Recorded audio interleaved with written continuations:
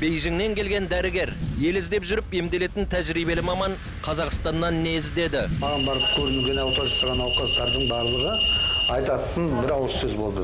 Доктор Беглан, сен неге Қазақстанға бармайсың? Жеріңе бар, еліңе қызмет қыл. Науқас пышаққа түспейді. Отандық кардиологтар жүрекке кеуден ашпай-ақ тілексіз ота жасап жүр. Ашпай жасаймыз, тамырмен кіреміз. Артерия арқылы катетер, ұзын катетер бізде ол жүрекке дейін барады. Жүректі жүрекпен емдейді. Дәрігердің мұраты ұлтының саулығы. Бүгін повязканы алды, иә, таңертең? Бүгін повязканы алды, бір суткадан кейін. Мынау ісіктеріңіз кетеді, бұл тұрақты. Гематома жоқ, подкожный, өте жақсы. Катетер қай қолыңызда тұрды сіздің? Катетер тұрды, иә? Сол қолда. Бүгін таңертең алды. Бүгін таңертең алды. Өте жақсы.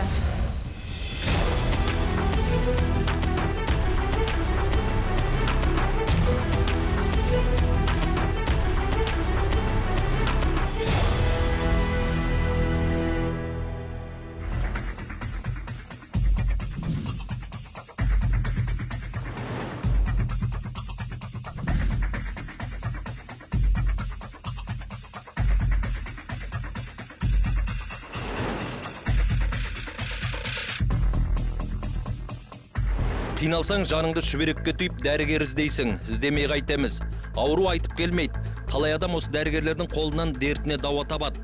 Медицинада дамып келеді. Әрберден соң еміздеп шетел асудың да қажеті жоқ. Керектің көбі өзімізде бар. Дәрігерлерде емнің қиын түрлерін емдеуді меңгерген. Тіпті жүректің өзіне науқасты пышаққа түсірмей, еш жерін тілмей-ақ ота жасайды. Тамыр арқылы кіреміз, кеуде ашылмайды одан. Онда жүрекке қалай кіресіз? Бәрібір тесік жасайды. Жоқ, тамыр, мынау білезіктің тамыр арқылы кіреміз. Қазір не кіріп жатыр, содан көріп жатыр, коронарографиясын жасап жатыр. Бұл шунт жасаған науқас. 71-ші жылға шунт жасалған, бұның мүмкін шунтта проблема шықты. 2 жылдың алдында шунт жасаған. Қазір айтқан клиникасы анық, шунттар бітеліп жатыр. Ал енді мүмкін онда өзінің тамырын ашамыз, бітелген тамырды. Сонда сіздер жүрекке ешқандай кеспей операция жасаймыздар? Біз рентгенмен жасаймыз, рентгенсіз көрінбейді.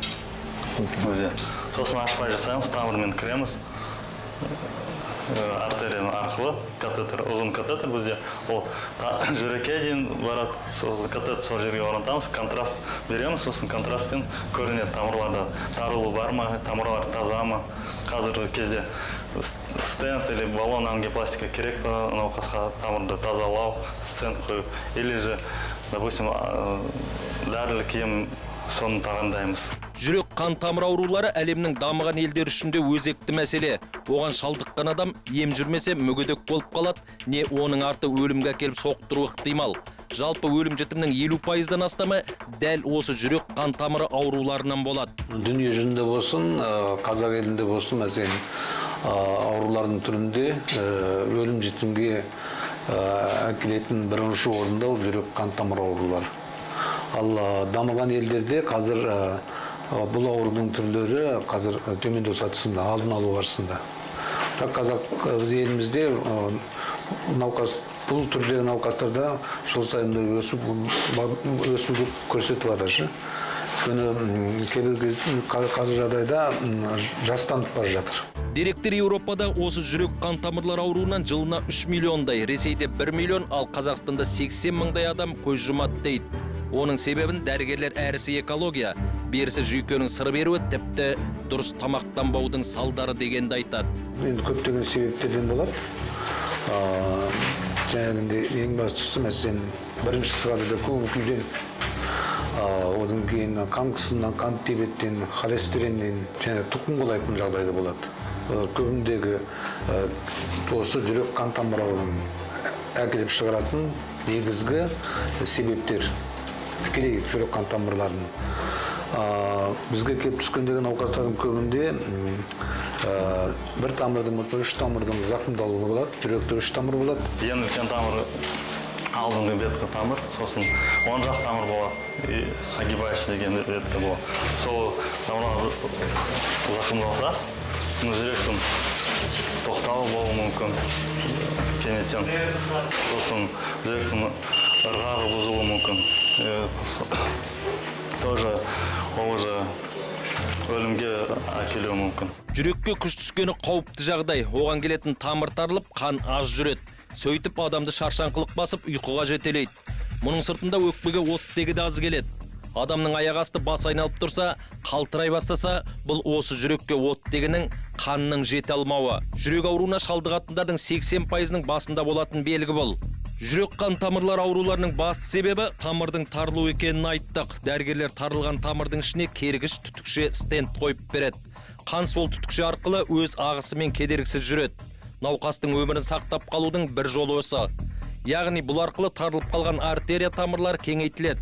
Соның нәтижесінде жүректің қан айналымы қалпына келеді. Тарылған тамырды ішін тазалап, басты тамырға стенд қоямыз.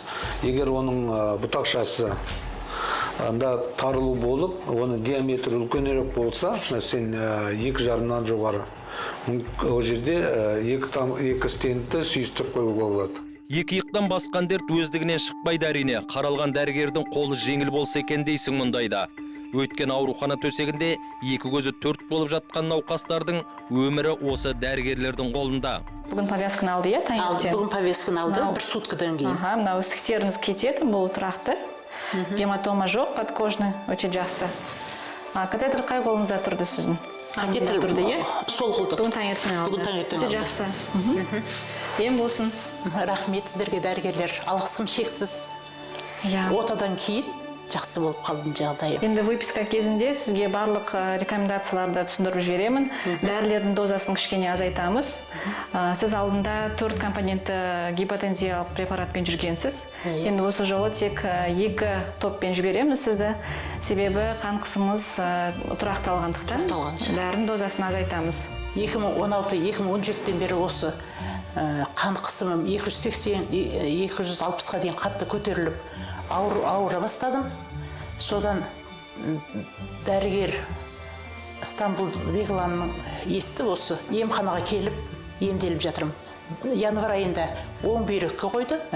Қазір енді сәуірдің 3 күні екінші ота сол бүйрекке жасалды. Дәрігерлердің айтуында ота өте сәтті өтті деді. Қан қысымым 130-90-ға түсті. Екінші отадан кейін жағдайым өте жақсы болды. Дәрігерлер талай жанға өмір сыйлап жүр. Осы орталықтағы бір бөлімнің өзі жылына 1000 адамға дейін ота жасайды. Ауруын асқындырмаса, дерт өзге мүшесіне шаппаса, емделмейтіндер кемде-кем. 50%-дан аз болса тарылу, оған стенд ішіне баллон жасамаймыз, оны көреміз и дәрілік еммен жібереміз. Диета барын жазып береді, кардиологиялық дәрігерлер бізде оны бөлімде уже қадағалайды. А если уже 70-60-80% тарылу болса, олар уже гемодинамик маңызды тарылу болса, оған стенд қойылады. Ну, если жүректе негізі 3 тамыр болады ғой, оларда 3 тамырда, если қатты зақымдалу болса, ол кардиохирургпен бірге кеңесіп көреміз. Ол сол кезде керек болса, уже науқас ашық операцияға барады. Науқастың атын айтпай-ақ қояйын. Қазаққа танымал азамат. 2009-да 3 тамырдың зақымдалу болды. Ол кісі бірден шунтқа жасаудан бас тартты. Сол үшін оған стенд қойдық. 3 тамырға бір жолда қойғанымыз жоқ. Біз ең бастысы қылмыскер тамырға қойдық. Bir айдан кейін екінші тамырдан қойдық. 3-ші айда 3-ші тамырдан қойдық. Қазірге дейін ол кісі өзінің жұмысын атқарып жатыр. Қазақтың былай айтқанда халықарада аты танылған азаматы, былай айтқан бет ұстап шығатын. Қазірге дейін тексеріледі, былтырда тексерілген, мен білгенде. Тамырлары сол стенд қойылғаннан бері сол қалпында тұр. Жүректің аластау бәрі жақсы. Жалпы дәрігерлеріміз отаның ұзаққа созылмайтынын, әрі кетсе 1 сағаттық жұмыс екенін айтады. Тек емдеушінің қолы епті, жеңіл болғаны керек. Ал дәрігердің өзі науқастардың да әр түрі барын айтады. Тек дәрігер науқас таңдамайды. Оның мақсаты алдына келген адамға өмір сыйлау. Көңіл күйі кең адамдар болады. Ашық адамдар, ешқандай біреуге жамандық ойламайтын адамдар болады. Дасулнай адамдармен андай қыршаңқы елдің артынан бір сөз іздеп жүретін, болмаса біреуге пәле іздеп жүретін, кез келген нәрсеге, бір кішкене нәрсеге бәле іздеп соның артынан арыз шағым түсіп жүретін адамдар екеуі дәл осы жүрек қан тамыры ауруынан бір тамырдағы ұқсас тамырда зақымдалу болған жағдайда екеуіне істеген кездегі мен өз басымда енді солай. Саған беретін энергиясы жаңағы ақ көңіл адамдардікі олар сондай жеңіл өтеді. Мен өзім сезінетін дәл ананды қарсысында бақытта адамда істеген кезде істеп болғанша адам өзің шаршайсың. Сондай болады.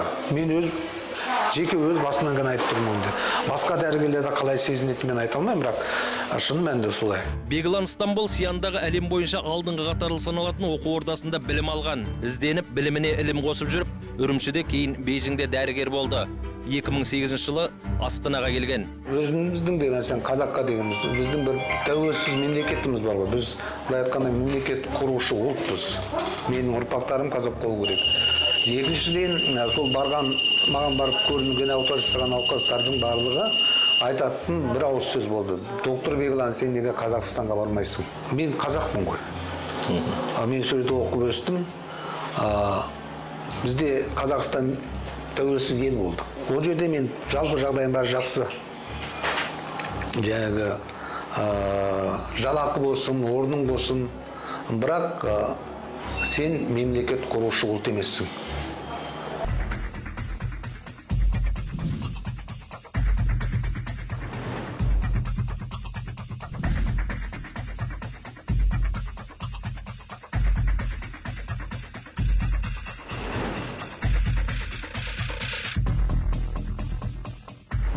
Доктор Беглан ел жұртыма қызмет қылсам дейді. Жүрек демдейтін дәрігердің жүрек түкпіріндегі бір сыры әрі жыл орнынан қозғалуының бір себебі осы. Жеріңе бар, еліңе қызмет қыл. Сен олардың жағдайы келеді. Бұлай айтқанда, екінші жағдай адамдар келіп емдеу көреді. Ол мүмкін Қытайға да барады, Кореяға да, Түркияда, Еуропаның кез келген еліне бара алады. Бірақ жалпы қара халық, қалталы емес қара халық қайда барады? Енді сен соған келіп көмектеспесің. Мен айттым, мен бұрыннан солаймын. Мүмкін мен ұлтшыл шығармын. Оқып жүрген кезде де солай. Сол себепте әке шешемнен, отбасымнан мен сұрадым, мен баруым керек. Осы кезде осы біздің орталықтың директоры Абай Қабатай ұлымен кезіктім.